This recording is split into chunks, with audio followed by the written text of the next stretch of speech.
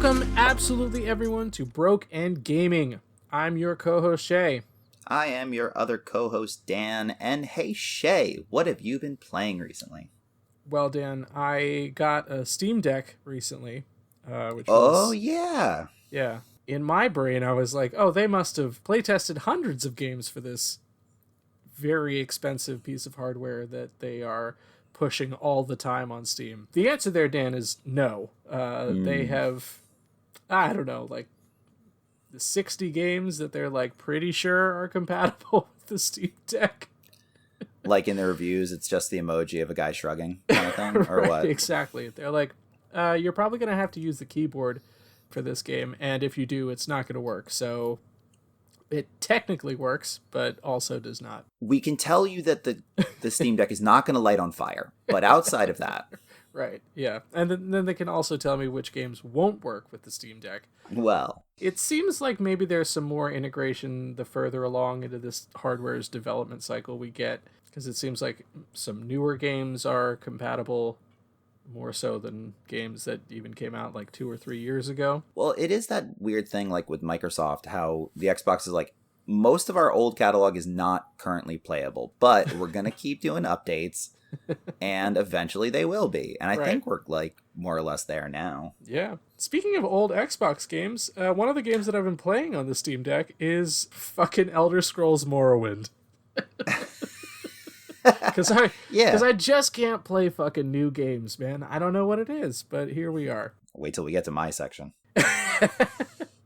Hachimachi, man, they did not improve shit for Oblivion when they put it out. Morrowind and Oblivion are basically carbon copies graphically. I mean, that's not true, and Truist will stone me for saying that, but... I know they all have hair lips, and that's the important thing. By and large, they are indistinguishable from one another. But it also, like, the development cycle between those two wasn't anywhere near what we're looking at currently. Oh, you mean like, it wasn't a 16-year gap between games? Was it? Yeah, no. It was... I want to say less than 5, but I could be wrong. Oh, shit. Okay. Morrowind was released in 2002, and then Oblivion was released in 2006. Okay. And then Skyrim, I believe, 2011? Yes, that's correct. All right, so... And Elder Scrolls 6 in 2036. Yeah, not even currently announced, as far as we know. It is announced. They put out an announcement trailer, but a release date has not been announced. The current quote, sorry, I just pulled it. Oh yeah, no, dog, it's rough. Don't, yeah. Game is expected to be released for Windows and Xbox consoles in 2026 or later. Yeah, right? Later. Yeah, that's usually how shit works, man, is you pick a time and then it's either that or later. Yeah, that goes without saying. Anytime Kojima announces something, it's like, it'll be then or later. Yeah. Like, that's just what it is. Yeah, we've got the fucking Mads Mikkelsen mocap, so even if he dies, we're good to go. Yeah, we signed those body rights. Don't you even worry about it. Right? Bringing corpses into the little warehouse. Yeah. Put on those green screen suits. That's right. That is exactly right. Okay, so visually definitely doesn't hold up, and they've really never done any significant remastery stuff to the visuals. I was writing this down for the show so that I could remember what games I had played. So full disclosure, I've had about, I don't know, like 2 hours total in the last month that I have just devoted to exploring games. Obviously spent a lot of time playing Star Wars Outlaws, but playing anything else has been difficult to come by. But when I was writing down the games that I hadn't already talked about ad nauseum for this episode, I genuinely did not remember if the Morrowind that I was playing was a remaster or not. I think it might just be the original game. Yeah. I mean, they haven't put Morrowind or Oblivion just like straight up on the framework that they currently have, like, which is what a lot of developers will do. They'll just like port all the information onto all of their current engines and things like that. Mm-hmm. Bethesda does not do that. Mm-mm. So like, because I was playing New Vegas not too long ago, and that's never received any sort of real support visually. Like, it looks like it looked when it came out. Oh my god. Yeah. Sorry, I just scrolled down to the Wikipedia article section of Elder Scrolls 6. And do you remember when they were like, we're not going to start developing Elder Scrolls 6 until after Starfield is done? Fuck me. We're literally never going to get this game. Nope. Elder Scrolls 6 would be coming out after the next Fable game comes out, which is also not very far along in its development cycle. Wait, is Bethesda working on Fable? I don't know why that has anything to do. Those are it's probably because it's Xbox publishing. I guess, but like they're like, we don't want two good studios? games coming out at the same time. Fable's what, Lion's Head or Playground. I don't know. Playground Games is the name of it. Used to be Lion's Head. Correct. I think was the original developer. But that shouldn't have anything to do with anything. Like, it's like not like Naughty Dog's like, yep, sorry, can't do anything until Final Fantasy comes out. Right. What are you talking about? That's right. Okay, fine. Great. Dude, they're working on Kingdom Hearts while there are Final Fantasies out within Square Enix themselves. I don't understand what they're saying. I think that's because the whole country of Japan works for Square Enix. I mean, that is absolutely true. But I don't know, man. Okay, fine. All right. So, outside of visuals, does anything about Morrowind hold up? Okay, so Morrowind is kind of like the fusion of like old world PC clicking RPGs, I guess. Okay. And like new world, like in the action kind of RPGs. I'll be honest with you, I haven't played a whole lot of the game. Character creation for that game was a struggle, and I really enjoy character creation. So when it's a struggle, it takes a lot out of my sales for playing the game after that. Yeah, I could see that. It doesn't hold up. It is, I would say, a good way to look at like the first steps of Oblivion and Skyrim, and beyond that, it's best left in the cradle of time. Fair enough. I remember it having an okay story, and the voice acting was like pretty decent with Sir Patrick Stewart and whatever. Fuck yeah, shit! I forgot about that. I mean, he's narrated the entirety of the portion of the game that I've played. Yeah, which is fun. But I still forgot that he was in it. All right. What else is on the list for the month? So we talked about this game, about having Lex on to cover this game at one point on the show. The game was in beta at the time, so we decided not to do it, and I think it was beyond our price range. But it's a game called Tape to Tape, which is a hockey roguelike. To be delightful. It works great on the Steam Deck, and it doesn't work great on my computer, so that has been a boon. That game is good. Could benefit from a little bit more fleshing out of the characters that you encounter and the teams that you play. But for the most part, it's like a silly little game that I've been having a grand old time playing just because I like to play hockey games. Mm-hmm. I like that, like on the main logo, it looks like what Conan O'Brien thinks he looks like. Like every time there's an animated version of Conan. Oh, yeah.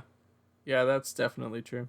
I've been playing a good bit of that on the Steam Deck, and that has been fun. There's not really a whole lot to say about that game. It's a pretty prototypical roguelike. You play through games. You're trying to recover a sacred trophy that will restore the hockey lands or something like that. Yeah. Everybody thinks you're a golfer for reasons, I think. Because hockey, like, I don't know, there's like some, I forget. It's been so long since I saw like the opening scene of that story. Why do the guys in Lederhosen have grappling hooks? Because they're mountain climbers. Oh, obviously. Yeah. My bad. Come on, man, keep up. Jesus. Yeah, I mean, it's like I said, it's a prototypical roguelike. You play through as you win games. You get pucks that you can then use to buy better players and power-ups that will help you at the beginning of each run on your quest to recover the hockey trophy. I want to play this. It's good, man. It's good. I'm having a good time. The only thing that I would say is I just don't think there's quite enough meat on that bone as far for as the $19.99 replayability. price tag. Oh, okay. I think $19.99 is probably twice what it's worth, based on content so far. But okay, that's not to say I'm not having a good time with it. Yeah, I might wait until that goes on to console. Yeah. I have also been playing a game called Shadows of Doubt, which I wrote in my notes, dog shit pixel detective game that I think I may hate more than it deserves because of the pixel graphics. Good. Old habits die hard. Fuck pixel graphics, man. It's also like it's like a hat on a hat on a hat in terms of like, we're a detective game. It's like, look at all the things that we're including to be detective mechanics in a game, and it's like too detailed for its own good, and then like paired with pixel graphics, it's like, okay, but like, could you have done any other development? I do have that problem with investigative games by and large, where it's like, yeah. You don't have to write this out like you're Stephen fucking King with every minute detail imaginable. Like, yeah, you can just say the ground is wet with blood, and I will know what you're saying. Like, right. I get that. Yeah, their rain animations are rough, and they insist on putting them into the game. Yeah, pixel games do that, don't they? Yeah, I mean, like, they do these overhead shots of like this like noir city that they're like, look at how cool we are, and the rain looks like it's going fucking upwards. You know what I mean? It's insane. All right, so that's a no-go. Yeah, I mean, you probably I don't even think you'd like it. It's just dog shit, but it's like not as bad of dog shit as I think it is because it's pixel graphics. Right. Yeah, so I've also been playing. I got back into Starfield a little bit because the first big DLC dropped on Monday. I think the Monday before this episode comes out. I haven't played that at all, but I did play it over the weekend in an effort to rehype myself for the game. Sure. Man, like, when I sit down and force myself to get like 45 minutes into Starfield, I really, really enjoy that game. But if I don't, I am ready to turn it off after like 10 seconds. I feel like that's how I was with Outer Worlds a little bit. I found the crew members and random encounter people in Outer Worlds to be much more engaging, not necessarily interesting, but engaging than certainly the fucking crew members you have in Starfield. Okay, I know this is a complaint that everybody has made since the game came out, and I hate to jump on a bandwagon of hate for this game because I have championed this game more than I think it deserves. But well, it's not pixel graphics, so yeah. Correct, yeah, exactly.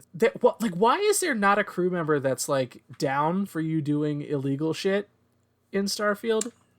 Yeah. Fucking even the one who's like dark and broody is like, oh no, you can't steal anything, and it's like, okay, I guess we'll just leave everybody on the ship and go at it alone. It is weird because like in Fallout, you do have members of your party that are like way more cool with crime or like actively encourage crime. Right.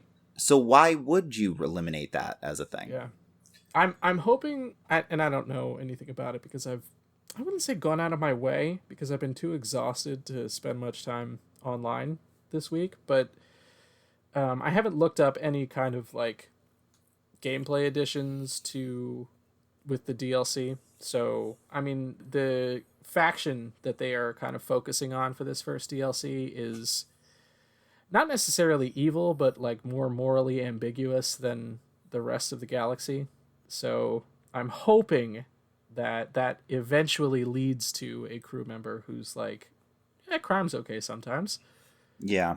It's almost like Todd was like, I mean, we've done the market research, and people are morally good more often than they're morally bad in our games. So therefore, why don't we just cut development time by not including that as a viable option? Does sound like what I mean? Todd. I know. All right, so getting rehyped. How's that going? Overall. I would, like I said, like if I make myself play it for like 45 minutes or more than 45 minutes, like I'm in it, you know. I love playing the game, but if I don't make it to that 45-minute mark, I'm like I would much rather be playing anything else after like the 10-minute mark. So Yeah. I played for about 2 hours over the weekend, and I'm like, okay, I could do this shit. I haven't really explored the like Land Rover that they added in the last big update a whole lot, but I'm planning on getting more into that game. Okay. In the near future. I got just two more to talk about, Dan, real quick. Yeah, you're fine. In similar fashion, hockey starts up next week. The NHL season drops the puck, I believe, on the 10th, but I'm not sure. But anyway, I've been trying to wrap up my second Stanley Cup run in as many seasons in NHL 23 and trying to get that done before the real hockey season starts. Just swept out the Rangers in the conference semifinals, so we're 8 games away, baby. Let's go. Yeah. My team went 78-2-2 this year, and I think I only lost 2 games in regulation because I simmed them. So. Oh yeah, that does happen. It's crazy how you're able to like complete seasons of sports games when you actually buy them with money, huh? Yeah. Maybe I should do that sometime. You're not still bitter about NBA 2K, huh? I don't even know what you're talking about. I've never even heard of that game. All right, what's your last game? The last game that I played, and the one that I probably spent the most time on, was a game called Pathfinder: Wrath of the Righteous. Here we go. Yeah. So much like, I don't know if I talked about it on the show, but I bought Baldur's Gate 1 and 2, which are like ancient games, maybe like the first 3D RPG that was ever created. That could be true. That could be true. Yeah, I mean, I guess it could be in the sense that anything could be true if you say it without fact checking. But yeah, I watched the vice presidential debate. But anyway, topical. But anyway, we're not a political podcast. We sure aren't. Yeah, so I made a I mean, Pathfinder is a tabletop RPG system similar to, but slightly different from Dungeons and Dragons, and the Pathfinder games have been coming out for a zillion years. I don't know where Wrath of the Righteous falls. It doesn't seem to be a new game, but it was like a monthly game on PlayStation Plus, so it might I did see it. I have not yet grabbed it. I did think about it though. I think you should check it out, man. I probably like should. It's a little bit more nuanced class-wise than Dungeons and Dragons is. It's a bit of I would say a deeper experience as an art, or I don't know that I would say deeper, but like, and I don't mean this as a bad thing, but it's like a less accessible RPG experience than D&D is. Oh, see, that's interesting. Okay, so like historically, Pathfinder is kind of D&D without a lot of the restrictions. Like that's kind of the reason it exists. Like they're kind of all, you know, do you want to play as like weirder races? Do you want to play as like much more hyper specific subclasses? Then we've got the game for you. Like That's kind of always been the pitch of Pathfinder. Pathfinder, I think, is for people who enjoy min-maxing characters. Yeah, very much so. Yeah, and really like planning out what your level 13 character is going to look like, and that's, I don't know, not necessarily my shit. No, but like that's why I'm wondering how that translates, because with Baldur's Gate being pretty rigidly on what the D&D structure is, you can only do so much by design. Like and we do have baromancy now in Baldur's Gate 3, which is definitely not a thing that you're supposed to be. But I don't know how Pathfinder's structure would translate to a video game. Like I can't imagine it would be as expansive and creator friendly as the actual like tabletop would be.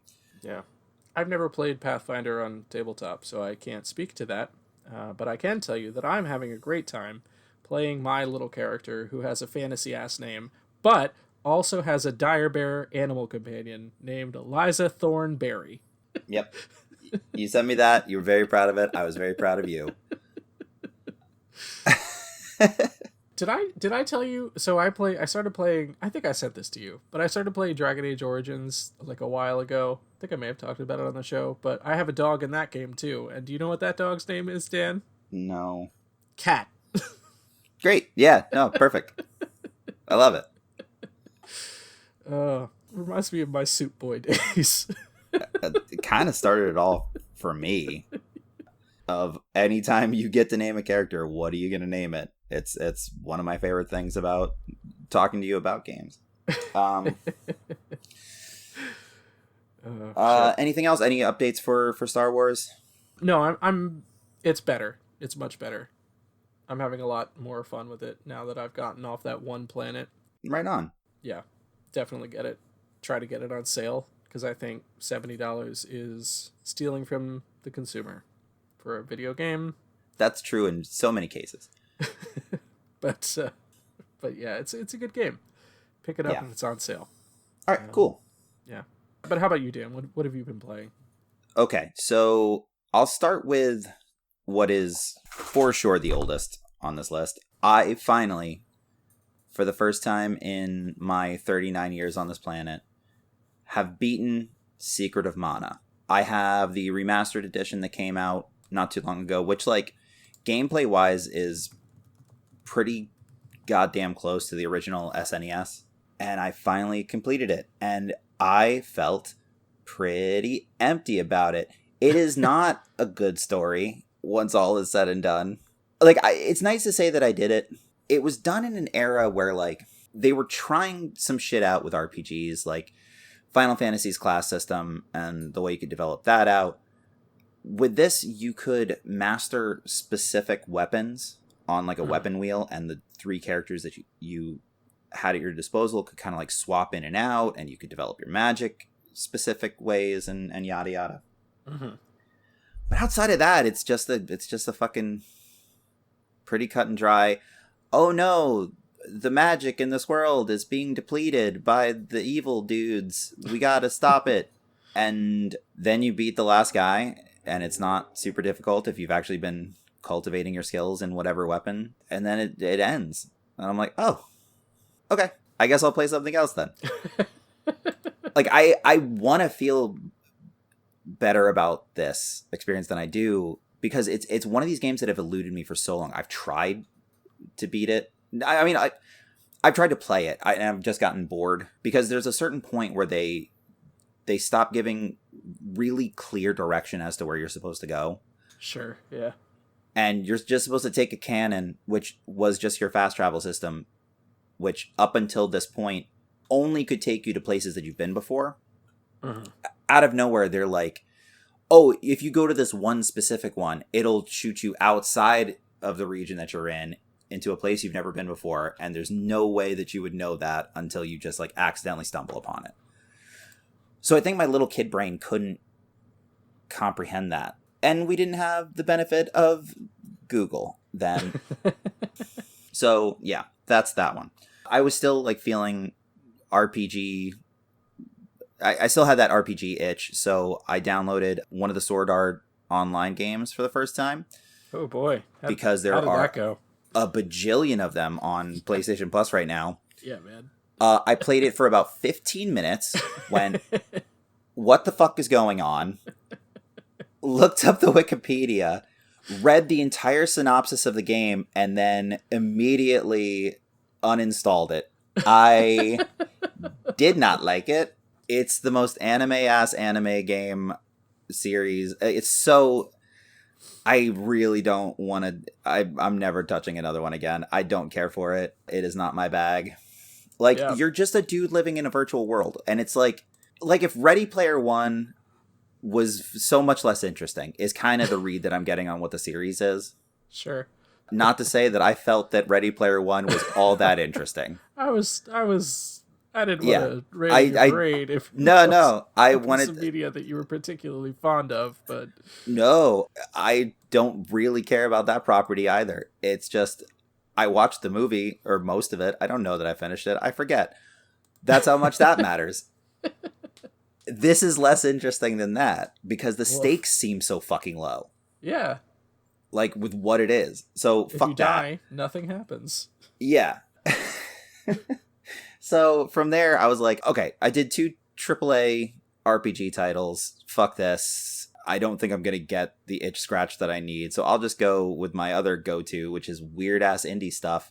So I downloaded a couple things. I downloaded a game called Punch Club, which is a boxing sim RPG that is rife with copyright infringement. You love to see it. It's so fucking stupid. It's actually fun. Like, so it's one of those, like, each day has X amount of hours in it. You can spend that training or making money, doing jobs or whatever. You take on fights. You have X amount of days until your next fight, and you work your way up the ladder. It's that kind of a thing. Sure. But then, like, out of nowhere, this suitcase shows up in your little apartment, and it just shows, like, areas blipping on a map. And then you realize that somehow this suitcase is predicting when crimes are about to happen. Oh my god.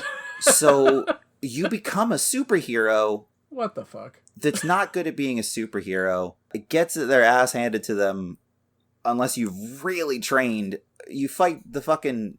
Not Ninja Turtles because they're crocodiles or alligators or something in the sewer. But that happens. You meet Tyler Durden outside of a bar and like he... Dude, I'm not... Like, it's all of these things. Yeah. It's... There's like a romance angle you can pursue. It's got so much in it, but I think I like it. But it's so overwhelming because just going up like a single stat point in one of your 3 like core disciplines could take an entire day. And at the end of every day, each one of your stats gets knocked down unless you've earned enough points to put towards like locking them in place. Like it's... Stop it. In terms of like the training type thing, this is the most brutal I've ever experienced. Yeah. Like it'll knock you down almost an entire quarter of what your total progression is at the end of each day. Dude, that sucks. Yeah. Plus you're dealing with like hunger and stamina and whatever else. Fuck off. So you have to buy food, which means you have to work a job, which means you have to interrupt your training schedule and whatever. And there's like an underground fighting ring where you can make more money. But there's a guy with a glowing red eye that's watching you that's like, oh, this is definitely going to turn into a blood sport thing. I'm going to a private island at some point. It's Punch Club. There you go. I like it. I don't know that I have the patience to actually like succeed in it. Sure. I've restarted it 3 separate times because I'm like, no, I fucked something up. This doesn't feel like I shouldn't be losing this many battles. And then I'll be like, oh, no. It's just that. It's just how this game is played. I'm going to get fucked up a whole bunch. And I'm going to have trauma to my brain, which impedes my training. Got it. Ooh. Yeah. Oh, so many things. All right. So that. I downloaded a game called Buildings Have Feelings Too, which... Sure you fucking did, Dan. I did. Sure you did. I didn't get traumatic brain damage. My character in Punch Club got like I know how to separate. So this game this is such an unhinged episode for me. Yeah. Buildings Have Feelings 2 is a city management sim in which you interact with sentient buildings who are like, hey, I'm too close to this smokestack. I don't really like it. I would like to be a bar. Can you move me away from it? And then you do that. And then, like, the apartment buildings are like, it'd be really cool if there was a grocery nearby. And so you just build a grocery store near it. That's what this game is. It's, yeah. And you just, like, politely tell a building, hey, can you just move down the block a bit? And you pull them over, and they'll just walk down the block and plant themselves. Sure. Yeah. Why not? Yep. Yeah. It's not the presentation isn't weird or anything. Like, that's what's fucked up. This should be much more madcap than it is, and it's just kind of pleasant. Like, some of the buildings are assholes, and they're like, I'm supposed to be the only office building around here. And then they just have to kind of deal with it because that's what the people... No, that's what the buildings nearby... I'm not going to call them people. I refuse. Anyway, so, like, as long as you, like, do enough of what they want, you just progress further and further and get bigger and bigger streets to fucking manage. You all are also a building. I should note, you yourself are a building. Okay. That'll make sense, Shea? Yeah, I'm okay. Sure. I can't say with any real confidence that I did not suffer a traumatic brain injury now that I'm listening back to all the things that I said. But I think I played that. Then I played a new-ish indie Metroidvania called Cookie Cutter that I remember seeing the launch trailer for. And it's fun. It's fine. Shea, did we talk about Cookie Cutter at all? It's not ringing a bell for me. Okay. Do me a favor and real quick, just Google the artwork for Cookie Cutter and give me your gut reaction. Jesus Christ. Is that a good Jesus Christ or a bad Jesus Christ? I'll tell you in a second. Okay. I'm hoping it didn't spoil something. There's like I think it did spoil something. Yeah. I don't want to say it, but it looks one of like us is gonna have to, so... Nah. No, we are, if it is what I think. Nah. Because it was the kind of the spoiling factor for the game for me. Well, you go ahead, Dan, because... Say it on 3. Ready? Okay, I'll go ahead and I'll do it. I'm not going to force you to. So, you play as a character who has a talking vagina companion who happens to be an AI that shares your database. And so much about this game is really cool. Like, you're a queer robot who is in love with their creator. Like, they were actually in love. Like, she gets kidnapped. You're going after her. Like, that's a cool concept. The villain, unfortunately, looks like Jared Leto Joker, which I don't love. Kind of acts a little bit like him, too. That sucks. But, like... Or is it just what we want to do to him? I mean, the way in which he died was pretty brutal, but then he may not have died. This game ended in a cliffhanger, which is super bold for a game that they had no idea how it was going to perform. Like, there's no true resolution because there's... Let me tell you what's going on there. Yeah. That's not a cliffhanger. That's an unfinished game. That's correct. That's what it's going to end up being. Like, reviews on this were mixed, and I think part of it was that, like, they almost swung too far in a direction of, like... I don't even know how to put this, Shea. I was playing this with Kit watching, and I'm like, I think I'm only okay with a lot of what's going on if some high-ranking member of the team of this is female. And it was not. It is it is a whole studio of dudes, creative directors, writers, all of it. The dialogue is like, this would be fine if it was coming from a perspective that could actually speak on it, and it sure as shit wasn't. So, like... Hey, can I tell you what the giveaway on that one was? What? The AI is her vagina. That's the giveaway. Yeah.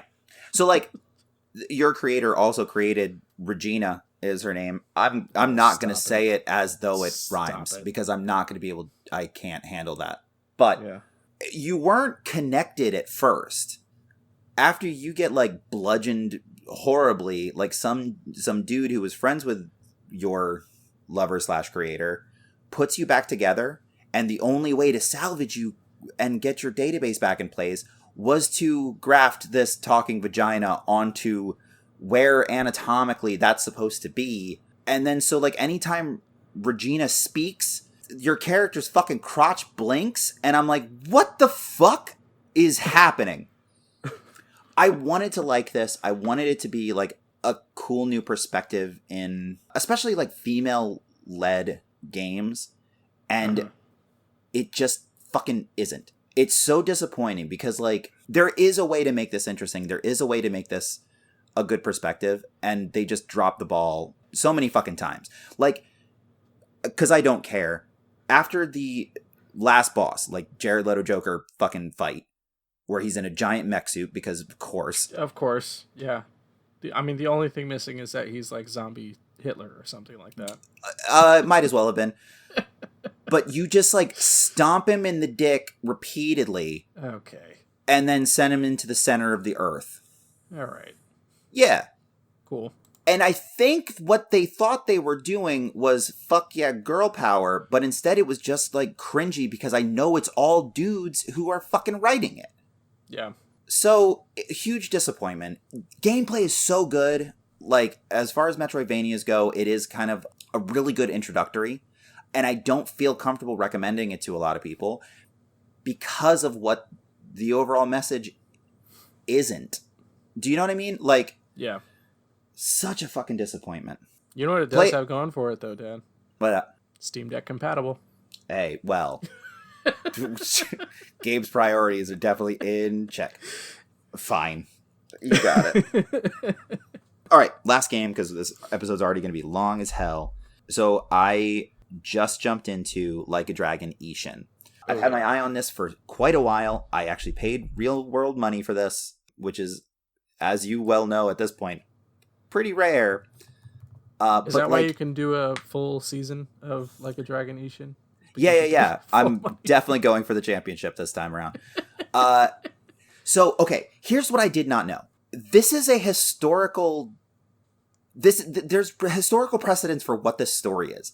And I don't fucking understand. The story that they're telling is kind of a true story. All of the characters that exist in this game are actual historical figures. Whether the story plays out the way it does is...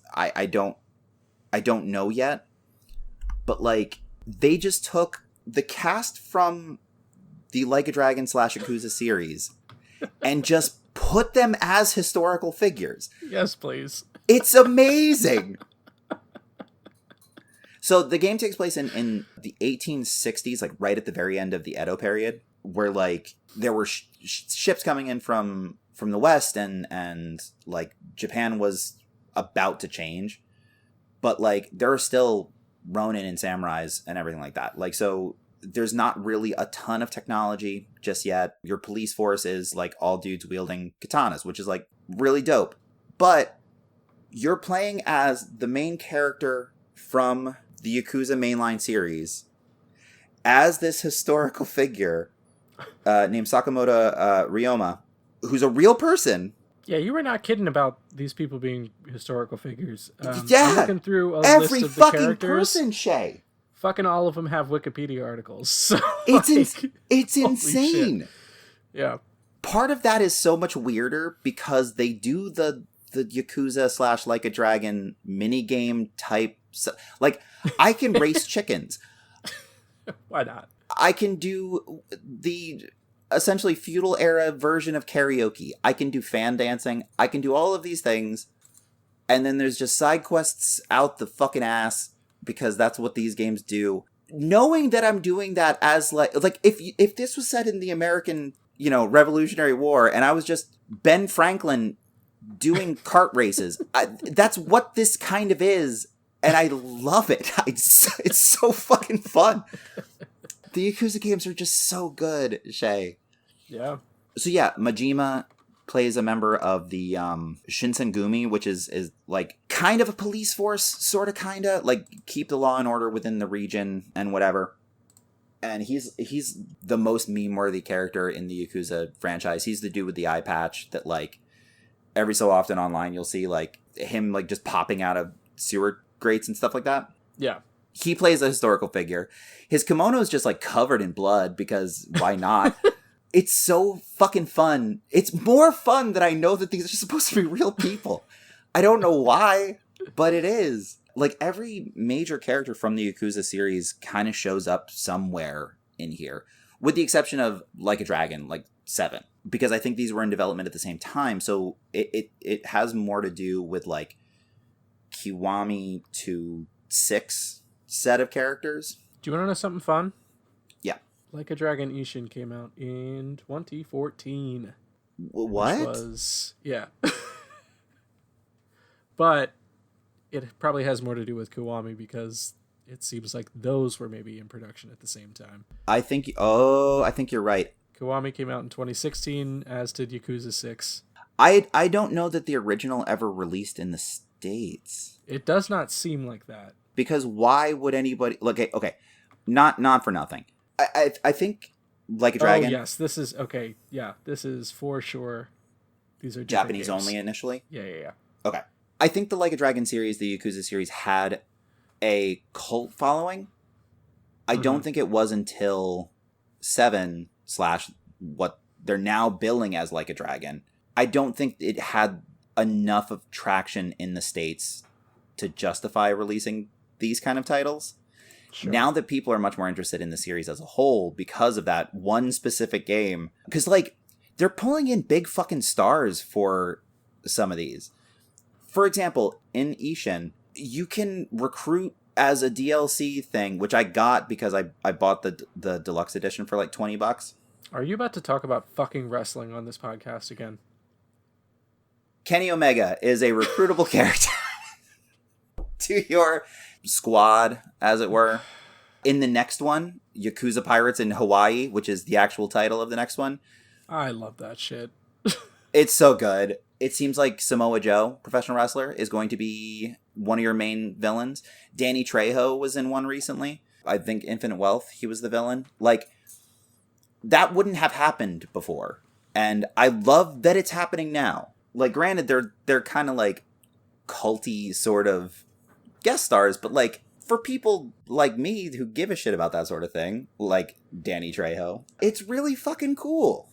Okay, but like what will Danny Trejo not do? Survive past a single episode of Breaking Bad? Fair point. Yeah. I mean, yeah, you're not wrong. I mean, dude's got his taco business. He seems to be living his best life. I don't think it matters.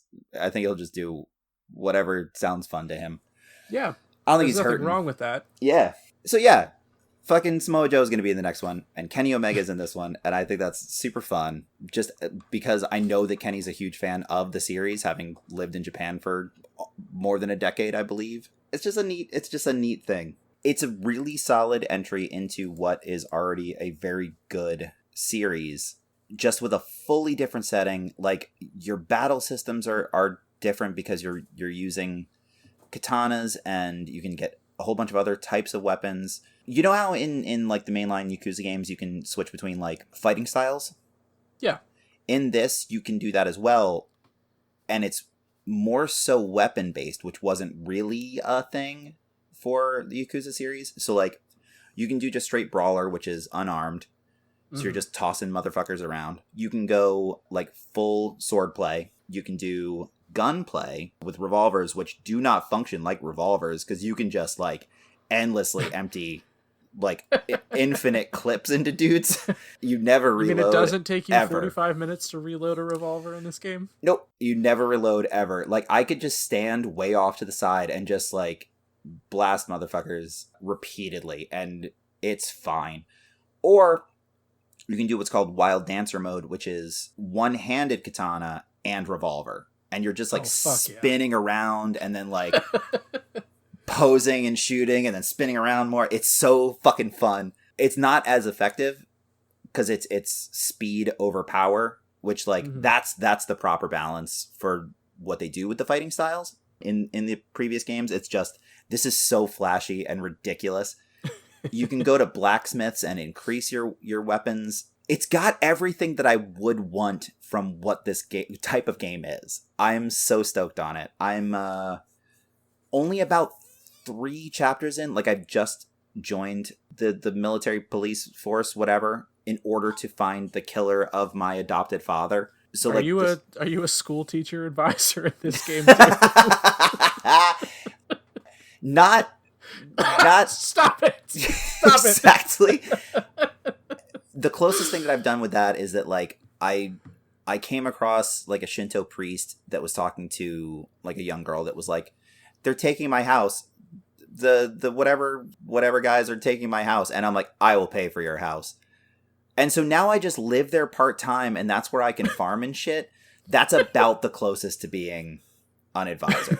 Like I can go there and I can farm and set up trades and cook and whatever. But like outside of that, no. It's more I don't know. It's not as ridiculous as Lost Judgment was for that specific reason. And the funny thing is, Lost Judgment is by and large the most serious thing that they fucking do in this in this world. Yeah. I just did robot battles for some reason. So yeah, I'm going to be playing this for a bit yet. I do have a couple things that are on the docket. Plucky Squire has come to my attention. Timmy recommended it. Oh, sure. Yeah. So I'll probably be talking about that next month, but I think that'll just about do it for us for this month. Do we have any updates for our other podcast that we want to let people know about? I don't know about updates, but more of a promise that it is definitely coming. We're not lying. Yeah, it's coming. But as anyone who's ever had any experience with, I think like we said last month, with a tabletop RPG, scheduling is a nightmare. Yeah. And so we're a little bit further behind than we would like to be right now. But I think we're more or less shooting for a 2025 release. Maybe. If we get it out before that, that'd be great. I will say 2025 or later. Does that work for everybody? Yeah. It'll get to you about the same fucking time that Elder Scrolls 6 does. Yeah. And you can shut the fuck up and stop complaining. Just call us Todd Howard, motherfucker. Oh, man. I'm pretty proud of that. Anyway, if you would like to follow the show, you can do so on Instagram at BNGPod, where we post custom artwork for every episode, as well as sales that you should be aware of that we call cheap codes. We post that same information on our Facebook page, which is Broke N Gaming. You can search that and find us. If you'd like to share the show, you can do so with our hosting site, which is anchor.fm/BNGPod. And if you'd like to follow us over on Twitch, where I will be doing a playthrough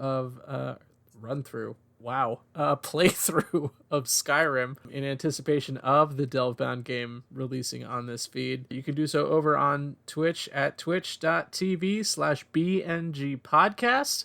Just to shut down the haters, I did stream almost exactly when I said I was going to last time, and not since. So if you're listening to this on release day, I'm going to be streaming tonight, 8 p.m. Eastern. Be there. Right.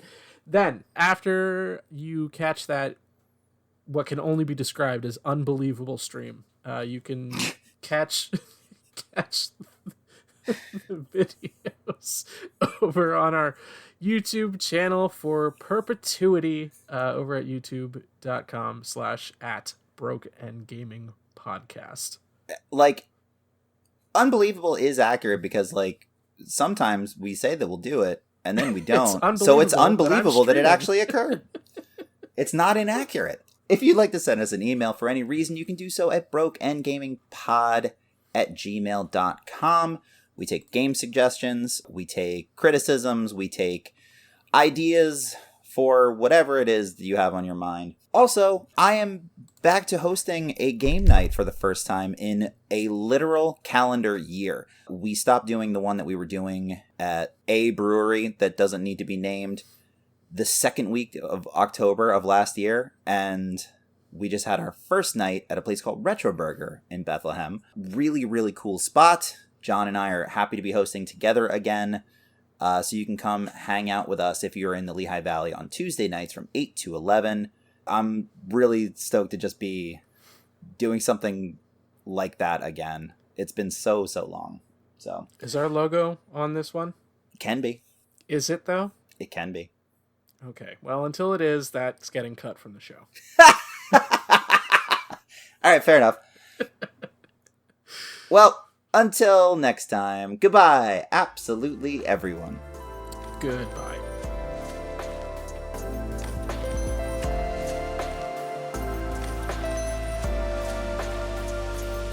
anywhere near what we're looking at currently. Oh, you mean it wasn't a 16-year gap between games? Was it? Yeah, no. It was. I want to say less than 5, but I could be wrong. Hold on. This is good air. I searched bad.